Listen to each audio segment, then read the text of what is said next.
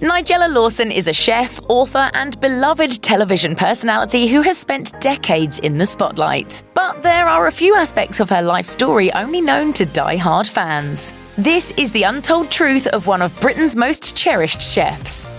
Lawson is one of the most well-known female chefs on TV, and she's made sure to use her platform to talk about why cooking can be a feminist act. When The Guardian asked her point blank if she was a feminist, she answered, "I feel the answer to be so self-evidently a yes. I am almost baffled by the question." Lawson also wants women to know they are, quote, entitled to eat. She told The Cut, "I think that this sense of entitlement is important because women had been trained to be the providers of food but not the consumers of food. And that to me is a terrible thing." Letting women know that they can enjoy food without reservation is an essential part of Lawson's feminism. Speaking of no reservations, Lawson and the late Anthony Bourdain worked together on the food competition show The Taste, but their unlikely friendship started a decade earlier when they met at a dinner party. When Bourdain signed onto the show, he said he'd only do it if Lawson could be a co-host as well.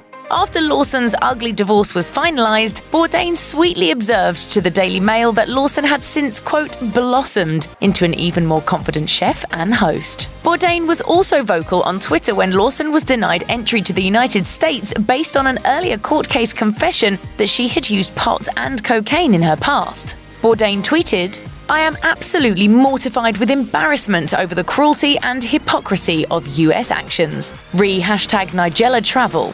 Unbelievable." The Taste was cancelled after 3 seasons, but Bourdain and Lawson reportedly stayed close. Upon Bourdain's death, Lawson stated on Twitter, "Heartbroken to hear about Tony Bourdain's death. Unbearable for his family and girlfriend. I'm going off Twitter for a while."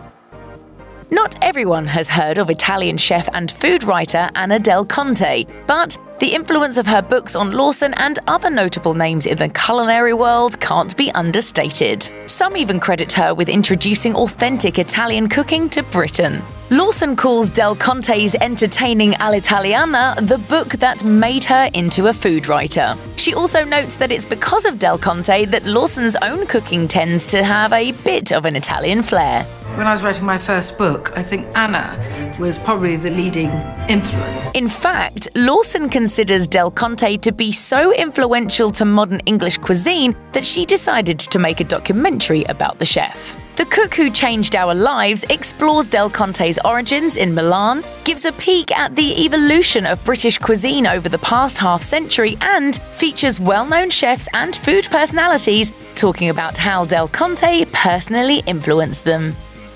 Lawson has revealed in interviews that she actually loathed food as a child, primarily because of the pleasure-free way it was presented to her. She told The Guardian, "I was made to sit still until I'd eaten, and even after hours, it was probably never hours, but it felt like that then, I had failed to clean my plate, the same plate with its cold, unloved remains was put in front of me at the next meal." Lawson says that this food-based discipline was a common practice in 1960s Britain, but her mother was actually an excellent cook, and she slowly grew to appreciate mealtime as she got older.